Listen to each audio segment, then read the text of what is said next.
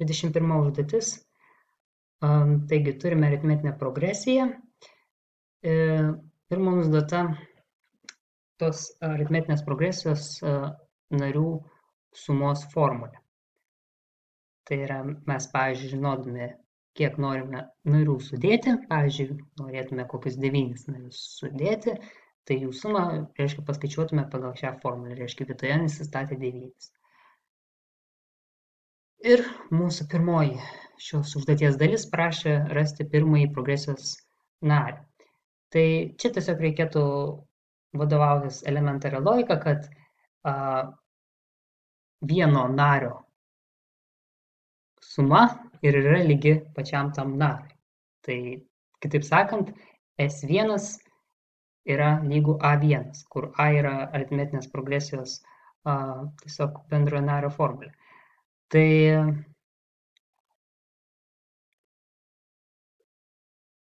tokiu atveju mes ir gauname tiesiog vietoj n įsistatę vienetą atsakymą 8.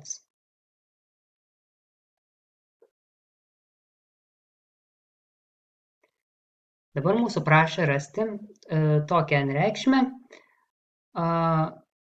kuri reiškia tenkintų štai tokią lygybę. Tai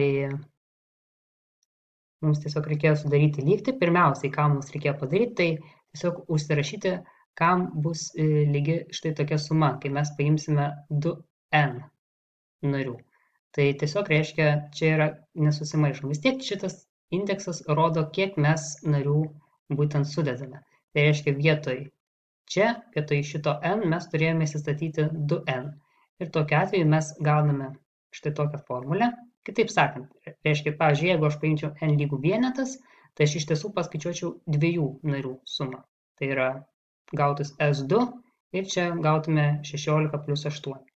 Norėt, pavyzdžiui, n būtų 3, tai mes iš tiesų jau čia paskaičiuotume 6 narių sumą ir taip toliau. Tai va.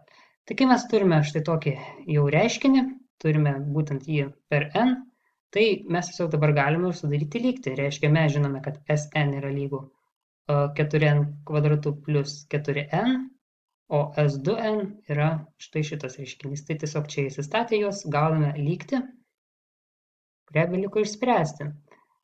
Tai kaip mes čia galėjom, žinoma, ją spręsti? Tai, čia tiesiog mums reikėjo, žinoma, galbūt pirmiausia, tarkim, pasidauginti iš 3 šitą lygtį, kad gautume čia trejetuką, čia lieka tik tai 11, paskui dar galėjom pasidalinti viską iš 4, ką aš ir padariau, tuomet čia lieka 4n kvadratu plus 2n, čia tiesiog n kvadratu plus n, na ir tada jau beliko atsiskliausti čia, tada sutraukti panašiuosius narius ir gauti štai tokią lygtį, kuri tiesiog yra kvadratinė, mes ją išsprendžiame tiesiog iškeldami n prie skliaustus, tokiu atveju gauname sandaugą lygio 0 ir tada gauname, kad vienas sprendinys yra lygus 0, kitas 5. 0 tiesiog atmetame, nes tai ir sąlygo iš tiesų yra pasakyta. Na ir šiaip iš tiesų, manau, kad tiesiog nario eilės, tai yra aritmetinės progresijos nario eilės numeris tiesiog negali būti mažesnis už vienetą, bet kokiu atveju mes 0 atmetame ir atsakymas yra būtent 5.